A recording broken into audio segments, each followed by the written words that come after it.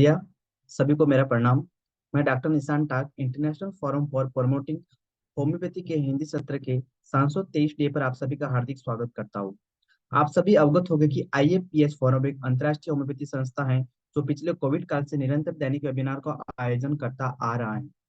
प्रारंभ में अंग्रेजी और मलयालम भाषा में किया जाता रहा। तत्पश्चात राष्ट्रीय भाषा हिंदी में भी आयोजन किया जाने लगा।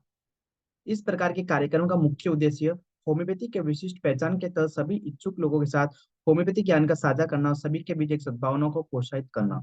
आइए आज के इस बैठक को प्रारंभ करने से पहले हम 1 मिनट का मौन रखें और ईश्वर से मार्गदर्शन प्राप्त करें। धन्यवाद। मैं आप सभी का पुनः स्वागत करता हूँ। मैं आज के इस बैठक में मुख्य अतिथि डॉक्टर अर्पणा मैम का हार्दिक स्वागत करता हूँ। आज का जो हमारा टॉपिक है contribution of doctor Yingling in homeopathy repertory, और स्पेशली डॉक्टर साहब का मतलब कि डॉक्टर इंगलिंग सर का भी बर्थडे है, तो उसके ऊपर ये टॉपिक है आज। तो मैं मैम से आग्रह करना चाहूंगा कि आप अपना व्याख्यान प्रारंभ करें। Thank you doctor Nishant. First of all सबसे पहले तो धन्यवाद बोलूंगी डॉक्टर साहनी सर का मुझे ये अपॉर्चुनिटी देने के लिए, और स्पेशली यिंगलिंग सर के बर्थडे के दिन मैं ये अपना लेक्चर यहाँ पे प्रस्तुत कर रही हूँ। ये मेरे लिए बहुत गौरव की बात है। तो बगैर टाइम जाया करते हुए, क्योंकि इतना कुछ बोलने के लिए नहीं है यिंगलिंग सर के बारे में। यिंगलिंग सर की ने रिपर्टरी में अपनी मुख्य भूमिका निभाई है। यिंगलिंग सर ने रिपर्टरी लिखने में ही अपनी बहुत मुख्य भूमिका निभाई है। एक्चुअली सर पेशे से तो होम्योपैथिक फिजिशियन ही थे। जब एक्चुअली मैं रिपर्टरी की टीचर हूँ, जब भी मैं मेरे स्टूडेंट को हिस्टोरिकल इवोल्यूशन मतलब रिपर्टरी की हिस्ट्री, रिपर्टरी का इतिहास बताती थी, तब हर बार यिंगलिंग सर का जिक्र होता था। उसमें यिंगलिंग सर ने एक बहुत ही सुंदर ऑब्स्टेटिक केसेस के ऊपर एक रिपर्टरी लिखी थी, जिसे कहा जाता है एकोचर्स मैनुअल। और दूसरी रिपर्टरी जो उन्होंने लिखी थी, जो थी अपेंडिसाइटिस के ऊपर। तो सर का आज जो हमने जो टाइटल हमारे इसका लेक्चर का रखा है, एक्चुअली हिंदी में बोलना इस थोड़ा डिफिकल्ट है, तो बीच बीच में एक दो शब्द इंग्लिश के या फिर निकल जाएंगे, उसमें आप लोग नाराज मत हो। तो ये जो यिंगलिंग सर का आज हमने टॉपिक रखा है, तो उसमें लिखा वही है कि यिंगलिंग सर का होम्योपैथिक रिपर्टरी में भूमिका। तो रिपर्टरी के लिए यिंगलिंग सर ने क्या किया है, आज हम हमारे सेमिनार में, लेक्चर बोलो कुछ भी बोलो, उसमें हम आज यिंगलिंग सर के बारे में देखेंगे। उनका लाइफ स्केच देखेंगे, वो क्या थे, उन्होंने क्या किया, रिपर्टरी बनाई, उसमें क्या क्या ऐड किया।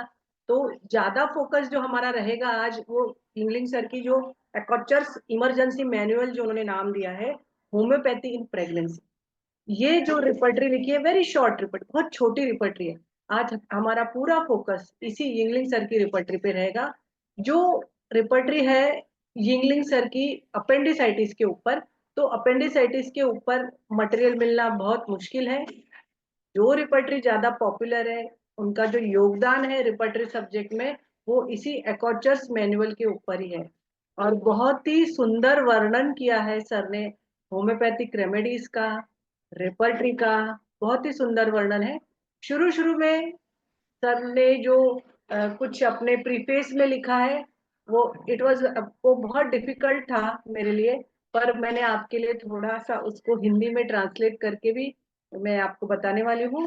तो मैं अपना स्क्रीन शेयर करती हूँ। तो आज का मेरा टॉपिक है,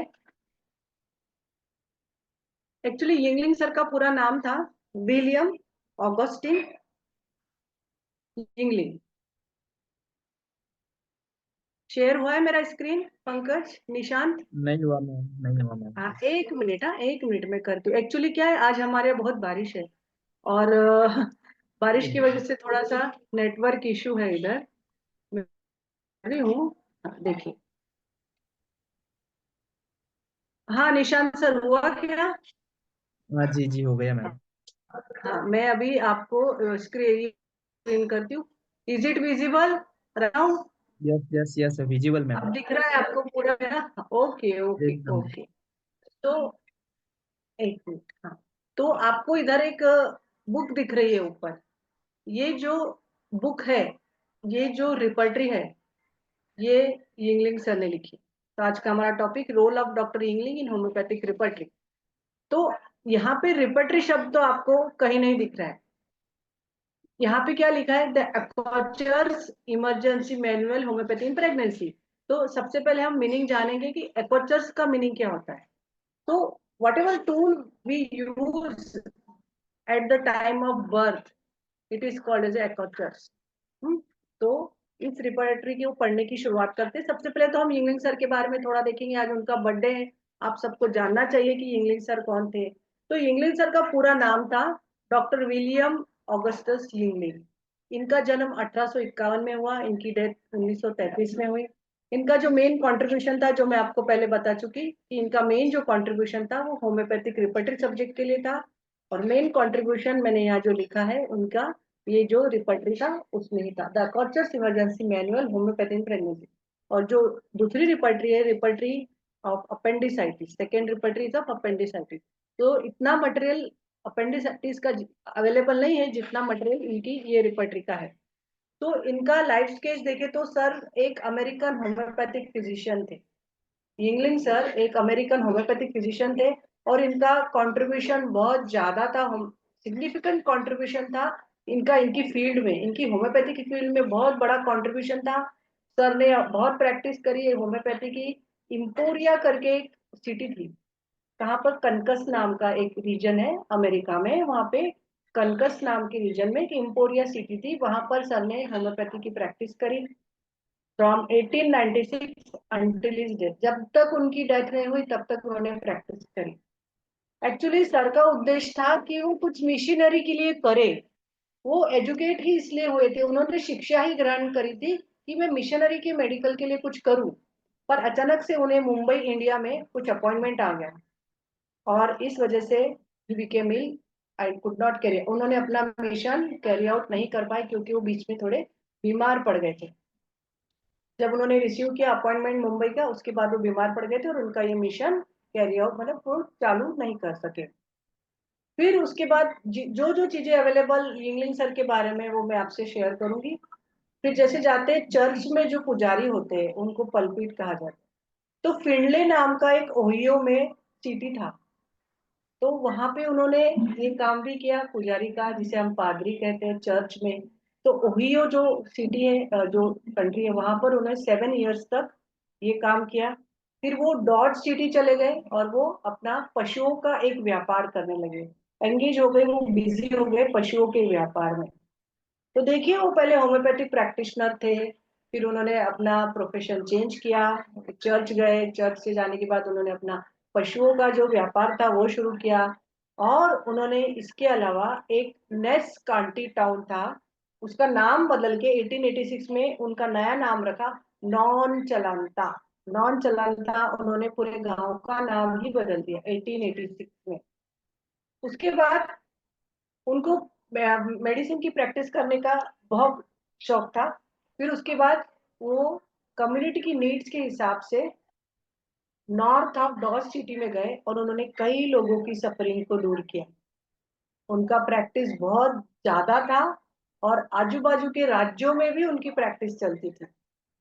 इसके साथ साथ, जैसे मैंने आपको पहले बताया कि वो चर्च में भी इन्वॉल्व थे, इसके साथ साथ इतने रिलीजियस थे कि उन्होंने सिर्फ एक ही 32 सालों में से सिर्फ एक ही साल उन्होंने मेथोडिस्ट चर्च की सर्विस मिस करी थी, नहीं तो बहुत रिलीजियस थे। उनकी डेथ हुई थी 80 एट द एज ऑफ 82। उनके इम्पोरिया जो कैंसर गांव था वहां पर उनकी डेथ हुई थी। उनका कंट्रीब्यूशन क्या था जो मैं इतनी देर से आपको बोल रही हूँ, 1895 में उन्होंने एक बुक लिखी थी जिसका नाम था अपॉर्चर्स इमरजेंसी मैनुअल। ये एक प्रकार की गाइड है। ये किस पे फोकस करती है कि ये जो ऑब्स्टेटिक्स प्रॉब्लम है, प्रेगनेंसी, लेबर, पोस्टमार्टम इमरजेंसी की जो भी प्रॉब्लम है, उसके लिए होम्योपैथिक ट्रीटमेंट क्या अवेलेबल है। और जब उन्होंने ये अपनी रिपर्टरी लिखी, और उनका जो ये काम था, अकेली रिपर्टरी नहीं लिखी, रिपर्टरी के पहले थेरेपेटिक इंडिकेशंस भी थे। 108 रेमेडी का उन्होंने वर्णन किया है अपनी रिपर्टरी में, जो इन सब चीजों के लिए काम में आती है।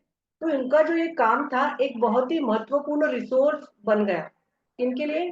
दाइयाँ जो होती थी, मिडवाइफ्स होती थी, होम्योपैथिक प्रैक्टिशनर्स जो थे, उनके लिए बहुत ही अच्छा रिसोर्स हुआ इंगलिंग सर का ये वर्क। तो अभी मैंने आपसे कहा था ना कि अकॉर्चस का मीनिंग क्या होता है। ऐसा कोई टूल, ऐसी कोई चीज जो बर्थ में असिस्ट करती है। तो मीनिंग क्या है अकॉर्चस का, इन्होंने अपनी बुक में अकॉर्चस वर्ड डाला है ना। तो अकॉर्चस का मीनिंग होता है कि जो बर्थ के टाइम असिस्ट करता है वो कहलाता है अकॉर्चस, इसलिए उन्होंने ये नाम अपनी रिपर्टरी में डाला। तो अब हम मेन, ये तो हमने उनका लाइफ स्केच देखा, उनका कंट्रीब्यूशन देखा। अभी हम मेन उनकी जो लिखी हुई रिपर्टरी है उस पर आते हैं। ये जो रिपर्टरी थी एक स्पेशलाइज्ड कहा जाए होम्योपैथिक गाइड थी, जो कि प्रेगनेंसी रिलेटेड कंडीशंस का ट्रीटमेंट करती थी। प्रेगनेंसी में जो भी इमरजेंसीज आती, मैं तो कहूंगी एक प्रकार से ये बून है, एक प्रकार से वरदान है कि इन लोगों के लिए जो लेडीज ये सारी प्रॉब्लम फेस करती है।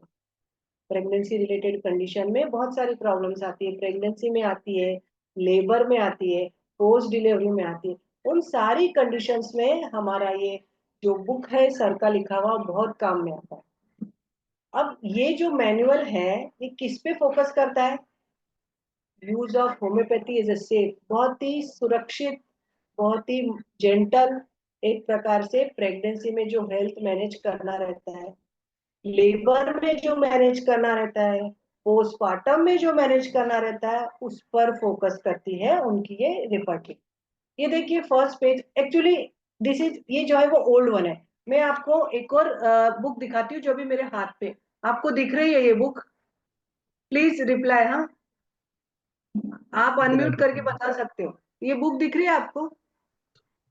थोड़ा सा ऊपर करिए मैम। हाँ दिख रही है। हाँ। हाँ, ये जो बुक है ना ये लेटेस्ट बुक है, और जो मैं आपको दिखा रही हूँ ये मेरे पास जो है ये पुरानी बुक है। दोनों भी एक ही है, ये लेटेस्ट एडिशन है। थोड़ा सा बीच में इंटरप्ट करूंगी। अभी एक्चुअली मैं एक एकेडमिशियन हूँ, मैं एक टीचर हूँ, कॉलेज में बच्चे को सिखाती हूँ। तो पीजी स्टूडेंट, मैं एक पीजी गाइड हूँ, पीएचडी गाइड हूँ। तो पीजी स्टूडेंट के सिलेबस में, पार्ट 2 के सिलेबस में ये जो रिपर्टरी है, ये जो रिपर्टरी है पार्ट 2 के सिलेबस में ये स्पेशली मेंशन करी गई है। मतलब सोचो आप इसका कितना महत्व होगा कि ये पीजी स्टूडेंट को पढ़ने के लिए सिलेबस में डाली गई है ये रिपर्टरी। तो ये रिपर्टरी का फर्स्ट पेज मैंने आपको मेरी पहली स्लाइड में भी दिखाया था। बहुत छोटा साइज है, देखिए आप इसका साइज बहुत छोटा है ना, सबको दिख रहा है। ये उनकी रिपर्टरी है, ये पीछे का साइड है और ये सामने का साइड है। ओके, तो ये देखा जाए तो ये फर्स्ट पेज है उनकी रिपर्टरी का। अभी थोड़ा सा ब्रीफ में देखेंगे कि ये रिपर्टरी में है क्या। जो मैं आपको बार बार बोल रही हूँ कि एक प्रकार की प्रैक्टिकल गाइड है। जो भी प्रेगनेंसी में इमरजेंसी आती है, जो भी लेबर में इमरजेंसी आती है, जो भी पोस्टमार्टम में इमरजेंसी आती है, उसके लिए रिपर्टरी बहुत काम की है। फिर कुछ कुछ इमरजेंसी ऐसी है such as preterm labour, haemorrhage हो जाता है, ब्रीच प्रेजेंटेशन रहता है, पोस्टमार्टम कॉम्प्लिकेशंस हो जाते हैं। तो इस बुक में उसके सारे मेडिसिन रिकमेंड किए गए। और जैसा कि मैंने पहले कहा कि ये होम्योपैथिक फिजिशियन के लिए, मिडवाइफ्स के लिए एक बहुत ही अच्छा रेफरेंस सेक्शन है। Quick decision making during emergency के दौरान अगर आपको कोई तुरंत निर्णय लेना है तो आप ये बुक यूज कर सकते हैं। आजकल देखा जाए तो कई लोगों को इनमें इंटरेस्ट आता है कि हम होम्योपैथी की प्रैक्टिस कैसे करें ऑब्स्टेट्रिक सब्जेक्ट में। तो उन लोगों के लिए तो ये बहुत ही बढ़िया बुक है। इतना ही नहीं दिया है उसमें, इसमें ये भी दिया है डोसेज के गाइडलाइन, कैसे डोजेज देने हैं, पोटेंसी कौन सी रिकमेंड करनी है, and instruction on remedy administration during pregnancy. Pregnancy और लेबर के दौरान हमें रेमेडी कैसे देनी है, उसके डोज कैसे देने हैं, की पोटेंसी कैसे देनी है, और उसके साथ साथ इंस्ट्रक्शन भी दिए हैं।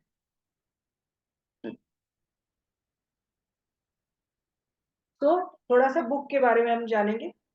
इसका नाम तो मैं आपको बता चुकी हूँ। और देखा जाए तो अभी हमारे बहुत सारे मॉडर्न होम्योपैथिक गुरुज आ गए हैं, उनके अलग अलग डॉक्ट्राइन आ गए हैं, पर हम ये बुक को मिस करते हैं, कर रहे हैं इतना अच्छा बुक। जो हमारे इतने ग्रेट ओल्ड मास्टर ने लिखा है, ये इंग्लिश सर ने लिखा है, ये एक प्रकार से जेम है, गेम है, एंड गिव वंडरफुल, इतने अच्छे क्लिनिकल टिप्स दिए हैं जो हमें प्रैक्टिस में काम आ सकते हैं। और ये हमारे लिए बहुत ओल्ड बुक है पर बहुत काम की बुक है। तो ये मेरा एक अटेम्प्ट है, ये वंडरफुल बुक जो है वो मैं आपको समझाऊं इसके अंदर क्या क्या है। और इससे मैंने बहुत ज्यादा तो नहीं पर 3-4 केसेस ठीक किए हैं, तो वो केसेस भी मैं आपको मेरे लास्ट प्रेजेंटेशन में दिखाऊंगी। तो ये यंग प्रैक्टिशनर के लिए भी और होम्योपैथिक स्टूडेंट्स के लिए भी बहुत अच्छी रिपर्टरी है। ये जो बुक है इसको 3 भाग में डिवाइड किया है। सबसे पहले जो पार्ट है पेज नंबर 7 to 25, आपको यहाँ पे इंट्रोडक्शन दिखेगा। इंट्रोडक्शन, देखो कोई भी बुक की शुरुआत तो प्रीफेस से होती है, तो यहाँ इसमें भी प्रीफेस दिया है। उसके बाद इंट्रोडक्शन है, उसके बाद थेरेपेटिक्स है और रिपोर्ट। तो प्रीफेस को मैंने इसके पार्ट में इंक्लूड नहीं किया है।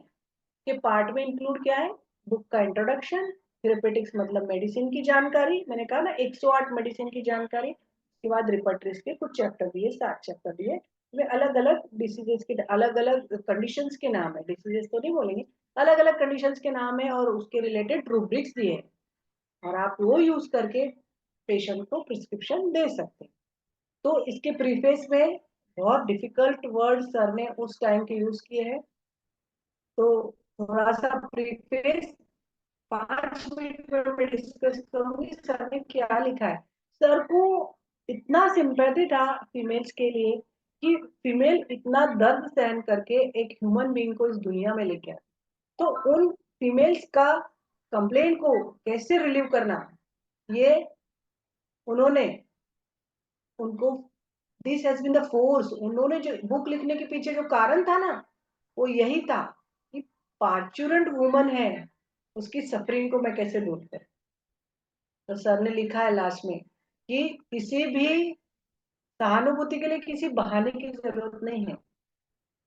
तो सर को बहुत सहानुभूति थी ऐसी फीमेल्स के लिए, और यही सहानुभूति ने उनको ये बुक लिखने के लिए मजबूर किया। तो सर ने ये बताया, एक्चुअली प्रीफेस पार्ट में ये सारा जो मटेरियल था इट इज नॉट प्रॉपर, ये प्रॉपर नहीं था, तो मैं आपको उसको हिंदी में बताती कि उन्होंने बताया कि इसके अंदर जो मैन्युस्क्रिप्ट है ना, तो मैंने ऐसी ऐसी फीमेल को उनकी दर्द से राहत दिलाई है, नेचुरल डिलीवरी करवाई है। नहीं तो आजकल क्या सब लोग इंस्ट्रूमेंट लगा देते हैं। सर इतने खिलाफ थे, फोर्सेप डिलीवरी के खिलाफ थे, सीजरियन सेक्शन के खिलाफ थे। तो उन सब इंस्ट्रूमेंटल चीज को दूर करने के लिए सर ने कहा कि इंडिकेटेड रेमेडी अगर आप एक प्रेग्नेंट लेबर के दौरान प्रसूति महिला को देंगे तो ये बहुत उपयोगी होता है।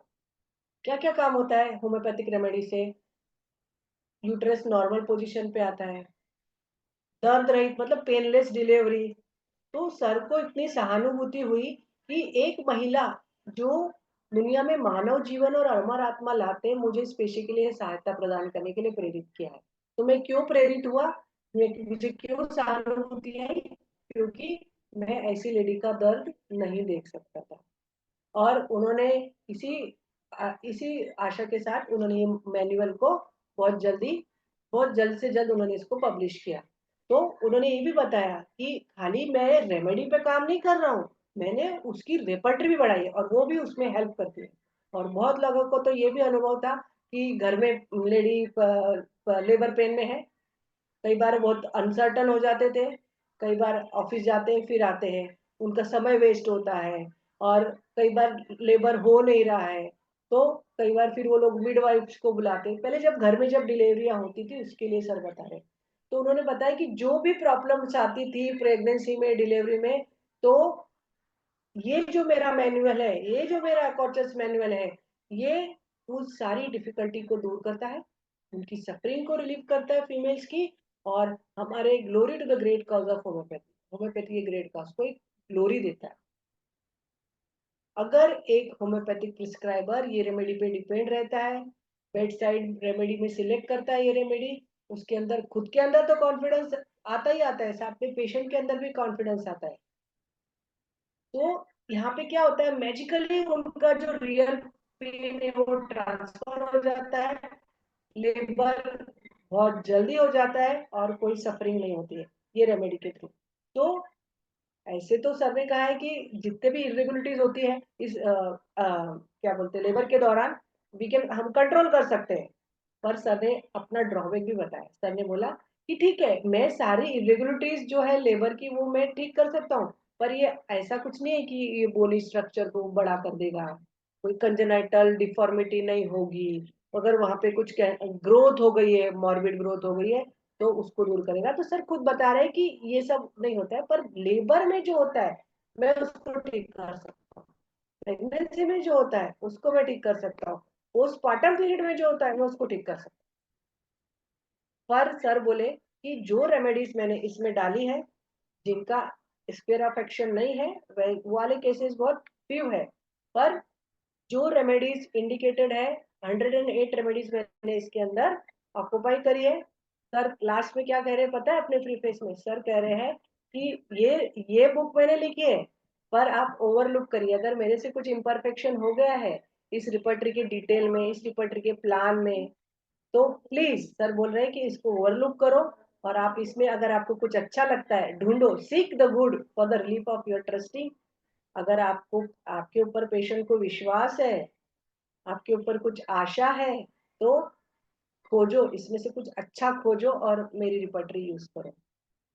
अभी हम इसका जो मैंने आपको 3 भाग बताए थे ना, तो पहला पार्ट था इंट्रोडक्शन का। ये इंट्रोडक्शन पार्ट में 12 पेजेस है और इस बुक का ऑब्जेक्ट क्या है कि इमरजेंसी में असिस्ट करना। ये तो हम बार बार बोल रहे हैं, बेड साइड में इमरजेंसी में एक होम्योपैथिक फिजिशियन को असिस्ट करना। तो इसमें क्या है ये बुक में उन्होंने इंट्रोडक्शन में ही बता दिया कि ये बुक में रेमेडीज भी है और एबनॉर्मल कंडीशन पार्चुरेशन की भी है, उसमें कैसे एप्लीकेशन करना है, और कुछ अगर होता है अबॉर्शन या लेबर के पहले, दौरान और बाद में, ये सब कुछ इस रिपर्टरी में मैंने दिया है। और कौन सी रेमेडी इंडिकेटेड है ये भी मैंने इस रिपर्टरी में लिया है। तो इंट्रोडक्शन में सर बता रहे हैं कि थेरेपेटिक पार्ट में क्या है और रिपर्टरी पार्ट में क्या है। तो यहाँ पे सिम्टम अकेला रेमेडी को पॉइंट आउट नहीं करता है। Clear? The symptom alone must, हाँ सिम्टम अलोन पॉइंट आउट करता है क्यूरेटिव रेमेडी को। इसीलिए ये बहुत बढ़िया ऑब्स्टेटिकल प्रैक्टिस के लिए ये रिपर्टरी है। आप ये रेमेडी दो।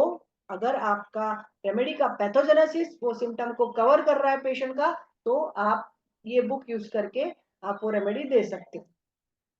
ऑथर ने क्या किया है, सिंपल प्लान है जिसमें कि उन्होंने दूसरा जो पार्ट है, मतलब इंट्रोडक्शन के बाद जो पहला पार्ट आ रहा है उसको थेरेपेटिक इंडिकेशन ऑफ रेमेडीज, मतलब यहाँ पे थेरेपेटिक पार्ट आ रहा है और उसके बाद वेरियस रूब्रिक्स है उसके अंदर, indication of remedies under various rubric. The author ने ये कहा है कि जो एबनॉर्मल लेबर होते हैं आप उसको नॉर्मल नेचुरल कर सकते हो अगर कंडीशन और परिस्थिति आपको परमिट कर रही है, तो ये रेमेडीज के थ्रू आप एबनॉर्मल लेबर को नॉर्मल कर सकते हो, नेचुरल कर सकते हो। ये बुक को यूज करके कोई भी ऑब्जर्व कर सकता है कि हमारी होम्योपैथिक रेमेडी कितनी रैपिडली एक्शन करती है ऑब्स्टेटिकल केसेस में। तो सर ने ये भी कहा है कि आप डायरेक्शन को फॉलो करो जो हैनीमन सर ने दिए हैं ऑर्गन में और क्रोनिक डिसीज में। जब आपको एक इफेक्टिव रिजल्ट चाहिए तो आपको हैनीमन सर के भी डायरेक्शन फॉलो करने चाहिए। और इंग्लिश सर ने ये भी इम्फेसाइज किया है, ये भी महत्व दिया है कि ये रेमेडीज अगर आप इनकी रेमेडीज की हेल्प लोगे तो आपको फोर्सेप यूज करने का जरूरत नहीं है। अगर कोई दूसरे ऑब्स्टेटिकल इंस्ट्रूमेंट अगर आपको यूज करना है उसका जरूरत नहीं है। पर हाँ, पर कंसिडर अगर रियल नेसेसिटी है तो यूज करो, नहीं तो फोर्सेप और दूसरे इंस्ट्रूमेंट आप यूज नहीं करिए। दूसरी बात सर ने इसमें बताई, इंट्रोडक्शन पार्ट एक्चुअली 12 पेजेस का है पर मैंने इसको ब्रीफ में मैं आपको एक्सप्लेन करी। सर ने ये भी यूज करने को बोला है कि क्लोरोफॉर्म भी यूज मत करो एनेस्थीसिया। तो ऑथर ने ये भी बोला है कि एक्सट्रीम केसेस में ठीक है, जब आपका सिमिलिमम काम नहीं कर रहा है और जहाँ पे इंस्ट्रूमेंट का नेसेसिटी है, तो उसमें क्या हो जाएगा कि क्लोरोफॉर्म कम कर देगा, lessens the power to cause voluntary muscular effort. Voluntary मतलब अपने आप जो जोर लगा रहे हैं लेडी, तो क्लोरोफॉर्म अगर आपने दिया ना तो वो जोर उसका पावर कम कर देगा। वॉलंटरी एक्शन होके अगर फीटस बाहर आ रहा है तो तो इसलिए सर ने कहा है कि क्लोरोफॉर्म का जितना हो सके आप यूज कम करो। ऑथर ने ये भी कहा है कि अगर आपने प्रॉपरली सिविलिमब सिलेक्ट किया, पोस्टमार्टम हिमोरेज हो रहा है ना, जब डिलीवरी होने के बाद जो हिमोरेज होता है, को भी आप बहुत अच्छे से कंट्रोल कर सकते हो और किसी भी लेडी की आप जान बचा सकते हो। और ये चीज आप पर्पुरल एक्लैम्पशिया में भी यूज कर सकते हो, ये रेमेडीज, और एक लेडी की हेल्प कर सकते हो। सर ने ये भी बोला है पोटेंसी के बारे में, रिपीटेशन के बारे में, और सर ने बोला है कि हायर पोटेंसी ज्यादा act much more promptly. Higher potency बहुत जल्दी एक्ट करती है, इफिशिएंटली एक्ट करती है, और वो बहुत बेस्ट है लेबर केसेस में, और quickest in action specially in emergency cases. Emergency cases में तो बहुत क्विकली काम करती है। अगर अगर आपका सिमिलिमम प्रॉपर है, अगर आप प्रॉपर सिमिलिमम दे रहे हो, तो आपको रिपीटेशन का जरूरत नहीं है, उसका एक्शन स्पीडी हो जाएगा, क्योंकि उसका एक्शन स्पीडी रहता है। अगर आपको ऐसा लग रहा है कोई चेंज नहीं हुआ है, तो आप सिलेक्टेड रेमेडी अगर आपकी रॉन्ग है, तो आप अनदर रेमेडी भी सिलेक्ट करके दे सकते हो। अगर ऑर्डिनरी कंप्लेंट्स है लेबर की, half hour can be waited, wait करो आधा घंटा। बट अगर इमरजेंसी है, फ्यू मिनट में आपको रिजल्ट मिल जाएगा। अगर आपको रिजल्ट नहीं मिल रहा है, आप नई रेमेडी भी सिलेक्ट कर सकते हैं। अगर कुछ भी चेंज नहीं हो रहा है, for better then wait until there, और वेट करो जब तक कि अगले रिपीटेशन की जरूरत महसूस नहीं होती। तो ये था हमारा पार्ट 1, जिसको मैंने इंट्रोडक्शन नाम दिया। अब हम थोड़ा आगे चलते हैं, जिसको बोलते हैं पार्ट 2। तो ये देखो, पार्ट 2 जो है, मेरे हिसाब से पार्ट 2 आपको समझाने के लिए, पर आप जब बुक खोलोगे तो उसमें आपको पार्ट 1 मिलेगा। तो थेरेपेटिक इंडिकेशन में मैंने आपको जो बताया था 108 ड्रग। सबसे पहली ड्रग जो इसमें दी है एसिटिकम एसिडम। तो ये देखो इंडेक्स है मेरे पास। तो इंट्रोडक्शन पहले दिया है, उसके बाद पार्ट 1 की जो मेडिसिन से आप देख सकते हैं इधर। सबसे पहले एसिटिक एसिडिकम,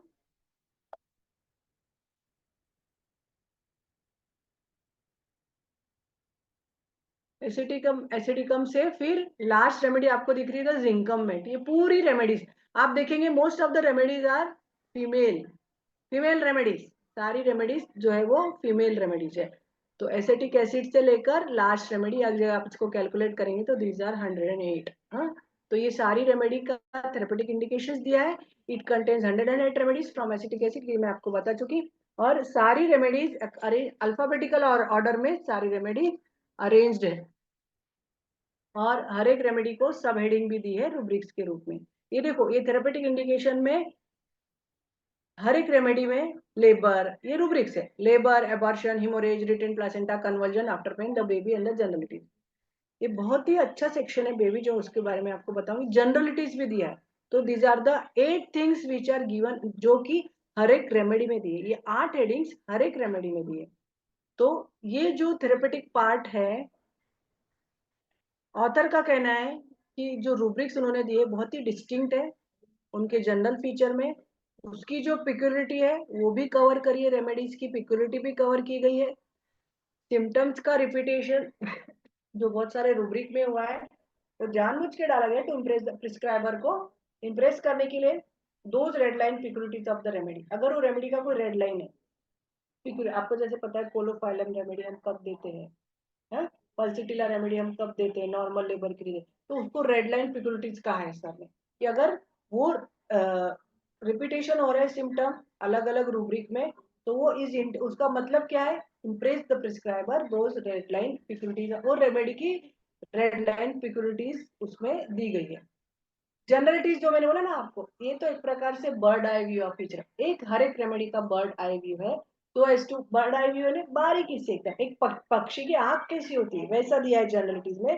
तो ये क्या करता है, प्रिस्क्राइबर को इनेबल करता है एक ड्रग की टोटलिटी के बनाने के लिए, to get a totality of the drug. Definite pictures are presented of हर एक रेमेडी का ड्रग पिक्चर दिया है, जो आपको सिमिलिमल सिलेक्ट करने में हेल्प करेगा। अभी जो इसका पार्ट 3 है, मेरे हिसाब से उसे हम कहते हैं रिपर्टरी पार्ट। तो देखिए, आप इधर से रिपर्टरी पार्ट चालू हो रहा है, तो पहला क्या चैप्टर है, लेबर। तो इसके अलग अलग रिपर्टरी पार्ट में अलग अलग चैप्टर है, आप देखिए 7 चैप्टर, इसमें 7 चैप्टर है। और ऑथर इसको क्या बोलते हैं, रिपर्टरी बोलते हैं, रिपर्टरीज एंड देयर रूब्रिक्स एंड सब रूब्रिक्स, इसको कहा गया है 7 चैप्टर्स, उसके रूब्रिक्स और उसके सब रूब्रिक्स दिए। तो कितने रिपर्टरी के कितने चैप्टर है यहाँ पे, 7 चैप्टर है। और एक तो बहुत अच्छा चैप्टर, एक पेज दिया है लास्ट में, that I will explain you, gestational age के बारे में। तो रिपर्टरी में क्या है, रिपर्टरी का देखिए आप, ये 7 चैप्टर्स है। उसके अंदर देखा जाए, इन चैप्टर्स के अंदर of all the haemorrhage chapter is the largest one. हम कोई भी रिपर्टरी पढ़ते, केंट रिपर्टरी पढ़ते, हम उसमें देखते कि सबसे बड़ा चैप्टर कौन सा है ना, सबसे छोटा चैप्टर कौन सा है। तो यहाँ पर रिपर्टरी में सबसे बड़ा चैप्टर है हीमोरेज, बहुत बड़ा चैप्टर है। कितने पेजेस दिए पता है हीमोरेज को? 17 पेजेस।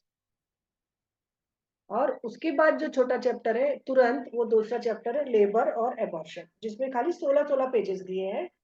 सबसे छोटा चैप्टर है बेबी, सबसे छोटा चैप्टर है। उसके अंदर जो रूब्रिक है, सब रूब्रिक है, सब कुछ अल्फाबेटिकली अरेंज्ड है।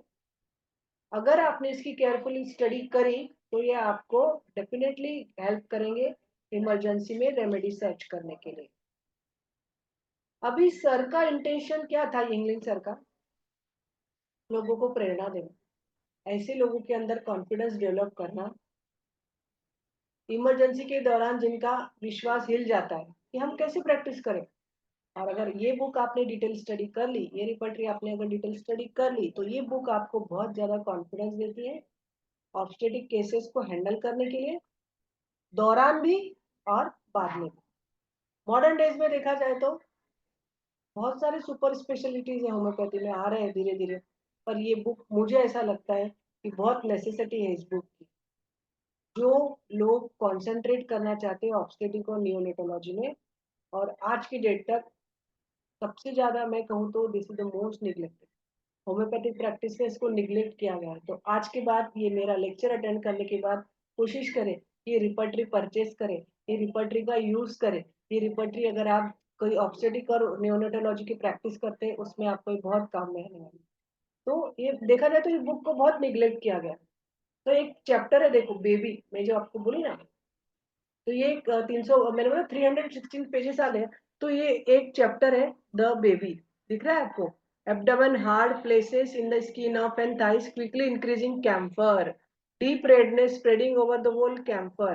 तो अगर नियोनेटोलॉजी का जैसे ही बेबी डिलीवर हुआ है, उसके कुछ सिम्टम्स है, तो आप ये बेबी नाम का चैप्टर यूज कर सकते हैं। और इसके अलावा बेबी तो दिया ही दिया है, ये बहुत अच्छी चीज दी है, आपको पढ़ते आ रहा है क्या? Obstetrical calendar for calculating the period of uterogestation, ये एक प्रकार का कैलेंडर दिया है। नवंबर, दिसंबर, जनवरी, फरवरी, मार्च, अप्रैल, मई, जून, जुलाई, अगस्त, सितंबर, अक्टूबर, इस प्रकार से इन्होंने पूरे 12 मंथ्स लिखे, 1 2 3, हाँ 12 मंथ्स लिखे हैं यहाँ पर। आप नीचे आएंगे तो January to October, February to November, March to December, April to June. तो इसका एक्सप्लेनेशन ये है कि find in top line the date of menstruation. आपको नवंबर में जाना है और उनका डेट ऑफ मेंस्ट्रुएशन सिलेक्ट करना है, ठीक है। The figure below will indicate the date when confinement may be, हम आपको पता है ईडीडी निकालते हैं ना, एक्सपेक्टेड डेट ऑफ डिलीवरी। तो उसके निकालने, वो डेट निकालने के लिए आप इस चार्ट का उपयोग कर सकते हैं। तो सर ने बहुत सुंदर चार्ट ये दिया है, इसका भी उपयोग करके आप ईडीडी निकाल सकते हैं। If date of last menstruation is June 1, you can see here, अगर लास्ट मेंस्ट्रुएशन की डेट जून 1 है, confinement may be expected on March 8। तो देखा जाए तो जून 1 देखिए, और उसका कंफाइनमेंट का डेट क्या आएगा, 8 मार्च। तो इस तरीके से आप डिटेल, एक्चुअली ये सीधा है। तो अगर आपने डिटेल में स्टडी करी तो you can easily calculate the EDD of the lady. March 8 और 1 day earlier if leap year, अगर लीप ईयर है तो एक दिन पहले हो सकता है। तो आप इसमें देखेंगे, इसमें कहाँ पर है 1 June, date of last menstruation is June 1। तो मैंने क्या बोला आपको, find top line the date of menstruation. Menstruation की डेट कहाँ देखनी है आपको, टॉप में देखने की है। तो टॉप में आपको लास्ट मेंस्ट्रुएशन की डेट मिल जाएगी, और फिगर में, हाँ the figure below will indicate the date when confinement may be expected. और उसके नीचे आपको क्या मिल जाएगा कि इनका डिलीवरी कब तक होगा। ये जून 1, अगर जून 1 है, अगर उनका जून 1 अगर लास्ट मेंस्ट्रुअल है, तो उनका ईडीडी क्या होगा, 8 मार्च, जून 1, 8 मार्च। तो ये डिटेल स्टडी करके आप इसका निकाल सकते हो, ईडीडी आप निकाल सकते हो।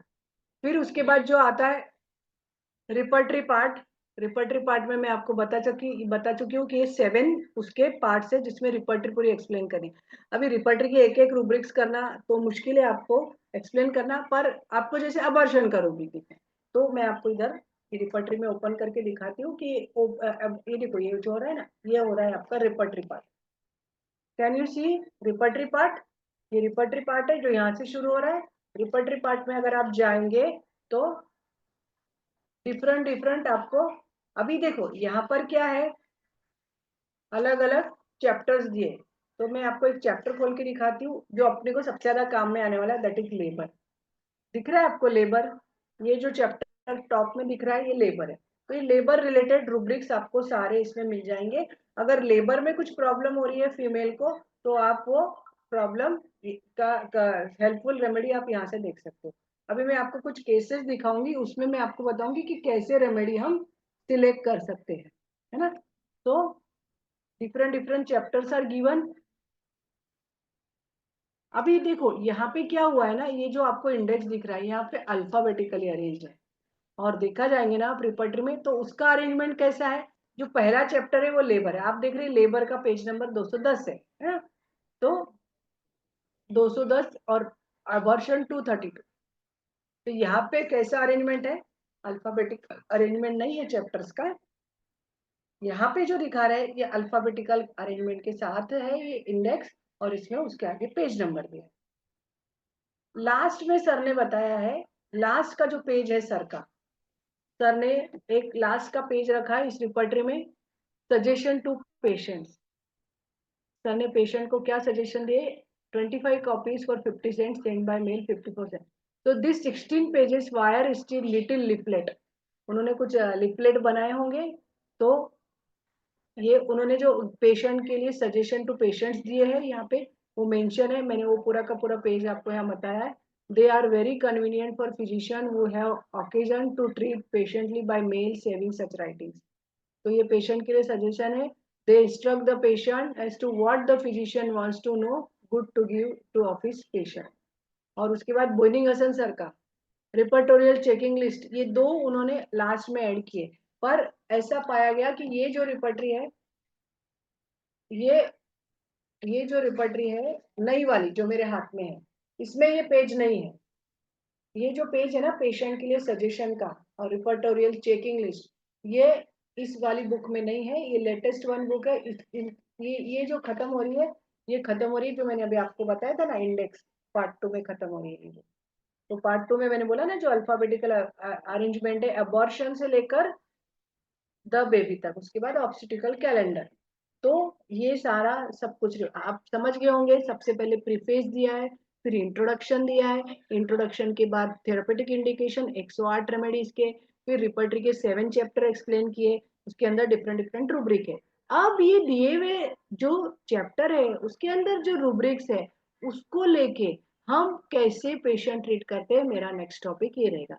रिपर्टरी तो मैं आपको पूरी एक्सप्लेन कर चुकी। अब मैं आपको एक एक रूब्रिक्स वहां पे ओपन करके नहीं बता सकती, तो मैंने कोशिश करी कि जो केसेस मैंने ठीक किए हैं, बहुत ज्यादा तो नहीं किए, जितना मेरे हाथ में था वो बिंग रिपर्टरी टीचर, कभी कभी जब हॉस्पिटल में जरूरत पड़ी, कॉलेज के हॉस्पिटल में जरूरत पड़ी, तो हमने ये रेमेडी पेशेंट को दिए। तो सबसे पहला केस हम देखेंगे जो था कि लेबर बहुत प्रोलॉन्ग हो गया था, लेबर बहुत एग्जॉस्टिंग हो गया था, पर पेशेंट को जो पेन्स आ रहे थे ना, बहुत ही वीक पेन्स आ रहे थे, इरेगुलरली आ रहे थे, जैसे आने चाहिए थे वैसे नहीं आ रहे थे। जब ऑब्स्टेटिशियन ने जब सर्विक्स को चेक किया तो बहुत धीरे धीरे डायलेट हो रहा था। पेशेंट पेन की वजह से, पेन बहुत वीक था फिर भी पेशेंट एग्जॉस्ट हो गया था, ट्रैवलिंग हो रही थी उसको, इतना चिंता एंजाइटी और फियर में था कि मेरा लेबर का आउटकम क्या होगा, मेरे लेबर का आउटकम क्या होगा। मुंह पूरा सूख रहा था और थसलेस थसलेस था वो पेशेंट जो थी वो थसलेस थी। यूटेरस ऐसा लग रहा था कि इसका पावर धीरे धीरे खत्म हो रहा है। तो सिर्फ ये 6 सिम्टम मैंने कंसीडर किए, एक्चुअली सिम्टम बहुत सारे लिए थे, पर जो मुझे सिखाने का है कि ये रिपर्टरी से कैसे मेडिसिन निकाली। तो ये जो 6 सिम्टम है इसके बेसिस पे रिपर्टराइजेशन किया गया। Actually this is a reference book, हम इसमें सिस्टमैटिक रिपर्टराइजेशन तो नहीं कर सकते ना। तो ये बुक को यूज करके रेमेडी कैसे फाइंड आउट की, ये बताना मेरा उद्देश्य है ना। तो जब यिंगलिंग सर की रिपर्टरी को लेकर रिपर्टराइजेशन किया गया, तो मैंने क्या किया, ये 4 रेमेडी पढ़ी। कोलोफाइलम में भी देखा, तो उसमें क्या था, वीक था, इनफिशिएंट पेन्स थे। पेन कैसे थे, वीक थे, इनफिशिएंट थे, सर्विक डायलेट नहीं हो रहा था और ट्रेमलिंग एग्जॉशन था।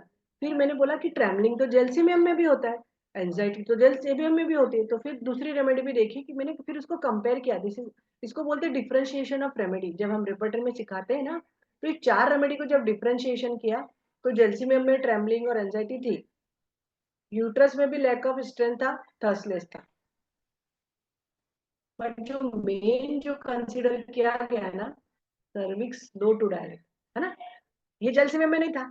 पल्सिटिला भी देखी मैंने, उसमें भी पेन इरेगुलर थे, पेशेंट इमोशनल थी, है ना, मैंने बोला ना एंजाइटी हो रही है, डर लग रहा है, रो रही थी, रोती है पल्सिटिला की पेशेंट, और उसको खुली हवा में अच्छा लग रहा है।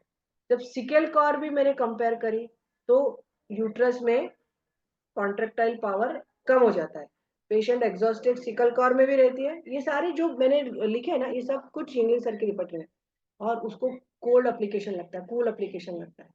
पर जो मुझे मेन पॉइंट चाहिए था कि सर्विक्स धीरे धीरे डायलेट हो रहा था, तो on the basis of that, on the basis of trembling also, exhaustion, weak efficient pains जो थे, उसके बेसिस पे ये 4 रेमेडी से अगर मुझे कंपेयर करना था, तो मेरे दिमाग में सिर्फ आया कि मुझे कोलोफाइलम लेना चाहिए।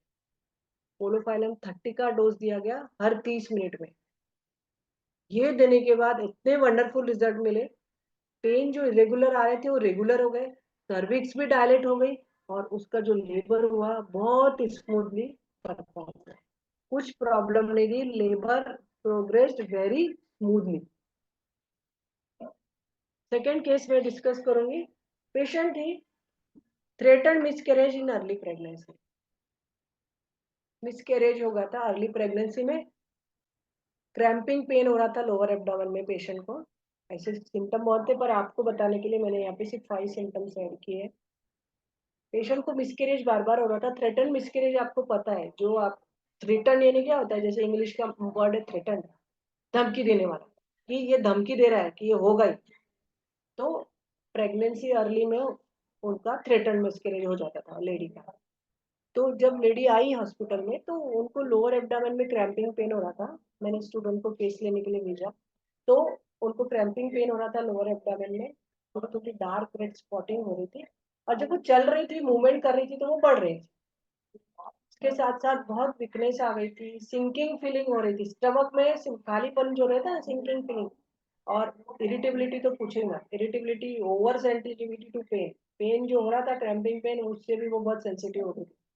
और जब इससे हिस्ट्री ली गई, तो पता चला कि हाँ, उसके पहले भी मिसकैरेज हुए थे, और अराउंड द सेम टाइम, मतलब जब अर्ली प्रेगनेंसी रहती थी तब उसका मिसकैरेज हो जाता था। तो फिर मैंने सोचा क्यों ना हम यिंगलिंग सर का इतना सुंदर रिपर्टरी है वो यूज करें। तो जब यिंगलिंग सर का रिपर्टरी मैंने देखा, तो मैंने फिर उसमें से रेमेडी कुछ सॉर्ट आउट करी। तो पहली रेमेडी जब मैंने देखी, वाइबरनम ओपुलस, सबने सुना है इस ड्रग का नाम, इस रेमेडी का नाम, cramping pain in lower abdomen threatened abortion, specially mention किया है। Dark red bleeding, worse with women, sabina, याद है सबको, सबाइना में बहुत डार्क रेड ब्लीडिंग होती है। वर्स विथ मूवमेंट, ये भी था उसके अंदर। History of repeated miscarriage, miscarriage bar bar Sabina में भी है। सीपिया, उसमें भी बियरिंग डाउन सेंसेशन था, ऐसा लग रहा था as if everything would fall out, ऐसा सब कुछ बाहर चला जाएगा। इरिटेबल भी थी, और वो तो आपको पता है, इंडिफरेंट टू लव्ड वंस, सीपिया का नेचर ये हो कि लव्ड वंस के प्रति इंडिफरेंट हो जाती है। चौथी रेमेडी जो मैंने स्टडी करी रिपर्टरी से, एक्टिया रेसिमोसा। ये सारे रूब्रिक्स देखे मैंने उसमें। तो सिमिसिफुगा कहाँ लिखी गई थी कि पेशेंट को हिप टू हिप पेन हो रहा था, एकदम शार्प, डरी हुई थी, इमोशनल थी, उसको भी हिस्ट्री ऑफ मिसकैरेज था। पर एक चीज जो मैंने ऑब्जर्व करी वाइबरनम ओपुलस को देने के लिए, देखो ये तो फिजिशियन के हाथ में रहता है ना, कि अभी देखो आप लोग इतने सारे लोग बैठे हैं, आपको लग रहा होगा कि नहीं ये पेशेंट को सबाइना नहीं, आप किसी को लग रहा होगा नहीं नहीं नहीं सीपिया लग रही है। तो ये मेरा व्यू है कि मैंने क्या दिया। तो स्टार्टिंग में ही मैंने उसको वाइबरनम ओपुलस दिया, दूसरी रेमेडी ट्राई नहीं करी, वो भी 30 पोटेंसी में 3 टाइम्स इन अ डे, और उसका ब्लीडिंग कम भी हो गया, क्रैम्प्स तो सबसाइडेड, और सबसे बड़ी बात है कि वो प्रेगनेंसी कंटिन्यू हो गई, एबॉर्शन नहीं हुआ। वाइबरनम ओपुलस में बहुत धमकी देता है एबॉर्शन, हो जाएगा हो जाएगा हो जाएगा। अब आप सोचेंगे कि क्रैम्पिंग पेन यहाँ भी है, क्रैम्पिंग पेन दूसरी रेमेडी में भी है, तो आपने वो क्यों नहीं लिया? पर ये एक वर्ड यूज किया है कि क्रैम्पिंग पेन हो रहा है, पेशेंट को थ्रेटन अबॉर्शन हो रहा है, this is the special indication of viburnum opulus, therefore I have prescribe, इसी के लिए मैंने वाइबरनम ओपुलस रेमेडी उनको 30 पोटेंसी में दी। एक्चुअली सर ने तो मेंशन किया है अपनी रिपर्टरी में कि हाई पोटेंसी बहुत ज्यादा काम करती है, पर मेरा मन नहीं माना, मैंने हमेशा उनको 30 से ही शुरुआत करी। तो तीसरा केस मैंने जो ट्रीट किया पीपीएच का था, तो सबको पता है पीपीएच होता है। तो ये पीपीएच के केस की लेडी आई थी, इनको भी प्रोफ्यूज ब्राइट रेड ब्लीडिंग हो रहा था। कब हो रहा था? डिलीवरी के बाद, डिलीवरी बस हो गया था, डिलीवरी उनका पूरा, और वीकनेस, डिजीनेस, ओल्ड सेंसेशन लग रहा था उनको, यूट्रस फेल हो रहा था कॉन्ट्रैक्ट प्रॉपरली, क्योंकि थोड़ा थोड़ा जो पोस्टमार्टम पीरियड रहता है ना, उसमें सब इन्वोल्यूशन होता है ना, सब इन्वोल्यूशन में क्या होता है कि यूट्रस अपनी जगह पे आता है, तो वो भी प्रॉपर नहीं हो रहा था, पेशेंट बहुत एंशियस, एकदम रेस्टलेस, और थोड़ा सा भी मूवमेंट कर रही थी, वॉइस फ्रॉम साइड, थोड़े से भी मूवमेंट से उसका ये तकलीफ बढ़ रहा था, और ब्लीडिंग कैसी हो रही थी? प्रोफ्यूज हो रही थी, और ब्राइट रेड भी है ना। तो अभी इसके लिए फिर यिंगलिंग सर की रिपर्टरी खोली गई। सबसे पहले मैंने क्या किया कि ये जो पेशेंट के सिम्टम थे उसको पहले मैंने रूब्रिक में कन्वर्ट किया। रूब्रिक में कन्वर्ट करने के बाद मुझे लगा कि ये जो 4 रेमेडी मुझे रिपर्टराइजेशन करने के बाद जो दिमाग में बैठी, फिर मैंने जाके थेरेपेटिक इंडिकेशन जो है उसमें जाके सारी रेमेडी को स्टडी किया, सबाइना, सिकेलकॉर्ड, चाइना और फास्फोरस। तो जब देखा गया कि सभी में ब्लीडिंग है, सभी में हिमोरेज है, चारों रेमेडी में भी हिमोरेज है, पर जो सबाइना का जो हिमोरेज था ना, प्रोफ्यूज रहता है, हम लोग बहुत बार प्रोफ्यूज ब्लीडिंग में सबाइना देते हैं, तो इनका जो सबाइना का जो हिमोरेज रहता है ना, ये मोशन से बढ़ता है, ये एक पर्टिकुलर चीज ऑब्जर्व करी गई। सिकेल कॉर भी लगा, तो सिकेल कॉर में एक जो पिक्यूलर था कि पेशेंट को कूल एयर लग रही थी, ठंडी हवा लग रही थी उसको, और पर्सिस्टेंट डार्क ब्लड होता है, एग्जॉस्टेड भी रहती है वो।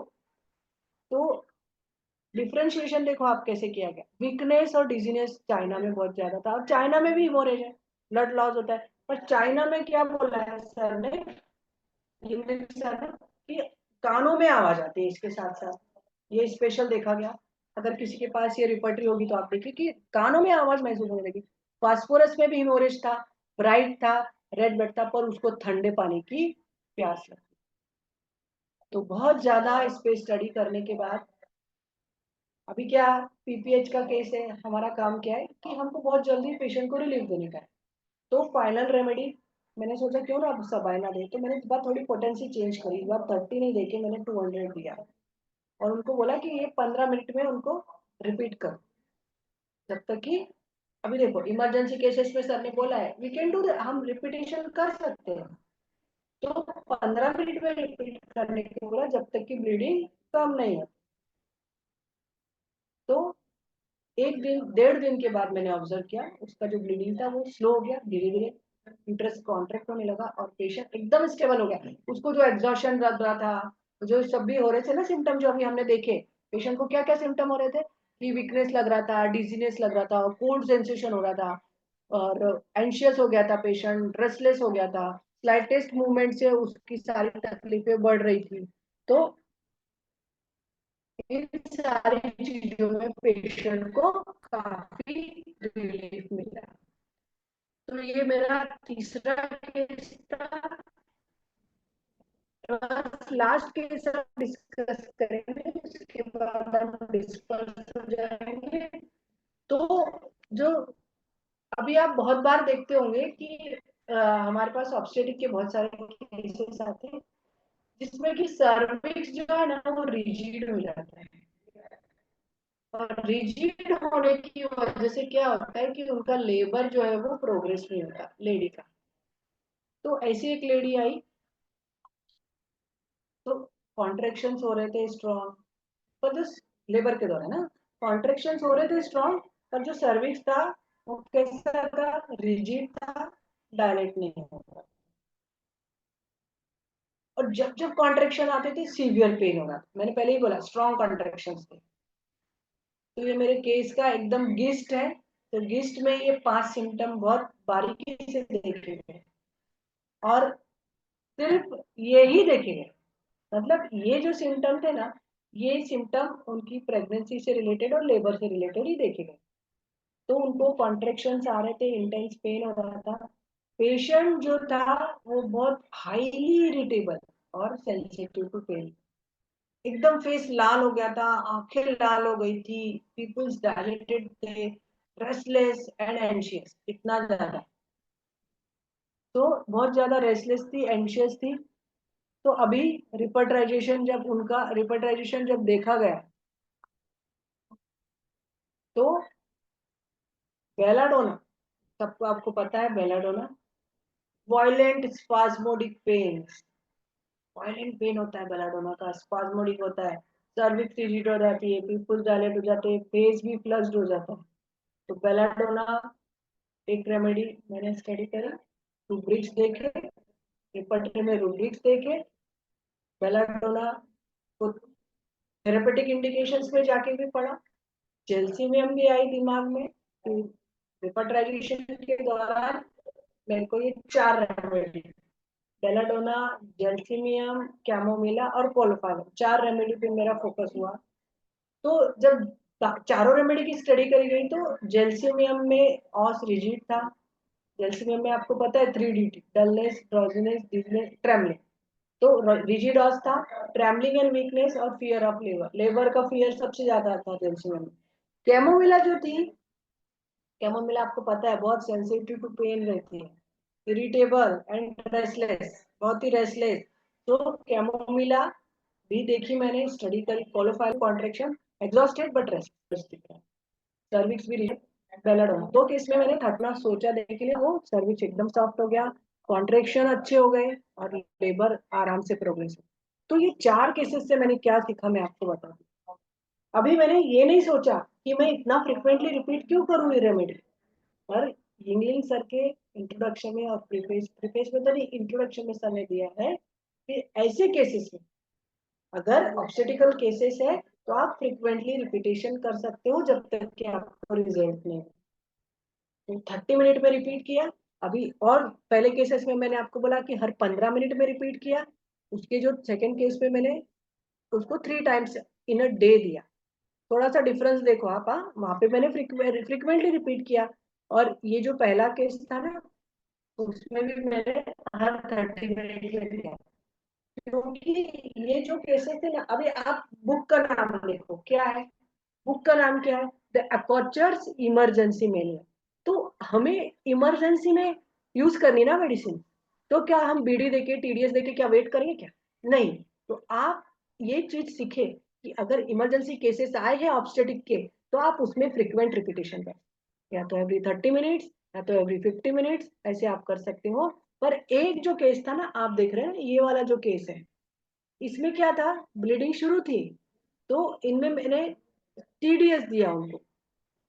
टीडीएस देने के 1.5 दिन बाद, मैंने आपको ना 1.5 या 2 दिन बाद उनका ब्लीडिंग जो था, जो उनको धमका रहा था कि अभी एबॉर्शन होने वाला है, अभी एबॉर्शन, तो ये 3 बार देने के 2 दिन बाद पेशेंट का ब्लीडिंग बहुत कम हो गया। और सबसे बड़ी बात ये हुई कि उसकी प्रेगनेंसी कंटिन्यू हुई, जबकि वो पहले भी प्रेग्नेंट हुई थी, उसकी हिस्ट्री थी, पर वो प्रेगनेंसी कंटिन्यू नहीं हो रही थी, एबॉर्शन हो जा रहा था। पर वाइबर्नम ओपुलस बिल्कुल याद रखो, एबॉर्शन के लिए a very good remedy. Viburnum opulus देने से थ्रेटन अबॉर्शन को रोका जा सकता है। ये मैंने कहाँ से सीखा, इंग्लिंग रिपर्टरी से सीखा मैंने। आपको ऐसा लगता होगा कि अबॉर्शन की तो बहुत सारी रेमेडी है, पर यिंगलिंग सर ने बताया मुझे कि viburnum opulus is very good remedy. उसके बाद जो तीसरा केस था उसमें सबाइना, सबाइना का रोल देखो आप कितना बढ़िया है। मैं आपको एक अलग से एडवाइस देती हूँ कि अगर आपके पास कोई मेनोरेजिया का भी कभी पेशेंट आता है ना, सबाइना बहुत अच्छा काम करता है। मेनोरेजिया में आप सबाइना दो, millefolium mother tincture, Trillium pendulum mother tincture बहुत बढ़िया काम करती है। पर अगर आपको पोटेंसी में देना है, डाइल्यूशन मेडिकेटेड ग्लोब्यूल्स में देना है, तो सबाइना बहुत अच्छा काम करती है अगर आपके पास मेनोरेजिया के केसेस है। एक्चुअली सर की रिपर्टरी तो ऑब्स्टेटिकल रिपर्टरी है ना, कि मतलब ये ऑब्स्टेटिक केसेस में, तो मैं जो आपको गायनेकोलॉजिकल केसेस भी बता रही हूँ कि गायनेकोलॉजी में भी सर ने जो रिपर्टरी बताई वो बहुत अच्छा काम करती है। और जो लास्ट जो हमारी रेमेडी है, बेलाडोना। आपने बेलाडोना, हम क्या सोचते हैं कि ये फीमेल में क्या काम करेगी बेलाडोना, ऐसा नहीं। आप अगर एक कोई फीमेल की बात आती तो हमारे दिमाग में नेट्रामोल, पल्सेटिला, सबाइना, यही रेमेडी आती है ना। हाँ, तो अभी कई बार क्या होता है कि बेलाडोना भी ऐसे वक्त में बहुत अच्छा काम करती है। तो ये जो 4 केसेस थे, और यिंगलिंग सर के बारे में, एक्चुअली यिंगलिंग सर ने ना अपेंडिसाइटिस का भी रिपर्टरी लिखा है, पर मटेरियल इज नॉट अवेलेबल। तो 1800 सॉरी कौन से तो भी 1905 अगर में उन्होंने यिंगलिंग का रिपर्टरी लिखा है, अपेंडिसाइटिस के ऊपर लिखा है, but that material is not available for you. पर अगर आपको कभी मटेरियल मिलता है तो यू कैन शेयर, है ना। तो मेरे ख्याल से निशांत सर, निशांत सर, जी ma'am. Pankaj ji sir, ma'am. जी मैम। हेलो। इतना ही है मेरे पास सर के बारे में बोलने के लिए। जी आशा करती हूँ आपको थोड़ा बहुत तो समझ में आया होगा। ये मैंने पहले ही कहा कि इतनी पॉपुलर नहीं है रिपर्टरी, पर मैं चाहती हूँ कि आप लोग ये रिपर्टरी को पढ़े, ये रिपर्टरी को यूज करें। आप wonderful collection of doctor Yingling sir regarding the obstetrical cases. बहुत बढ़िया काम यिंगलिंग सर ने किया है। ओके, आप माइक टू यू सर। हाँ, आपको माइक देती हूँ मैं, बोलिए सर। रिपर्टरी के रिगार्डिंग तो सभी एक बार तो बाय कर लेंगे इस रिपर्टरी को। प्रैक्टिकली बहुत ही इंपॉर्टेंट है रिपर्टरी ये तो।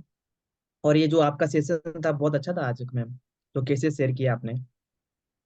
हाँ, thank you very much. Thank you so much ma'am. अपने पास अभी 3 मिनट है और अगर कोई हाँ, किसी का क्वेश्चन है तब कर दीजिए आप, मैम इसका आंसर दे देंगे अभी।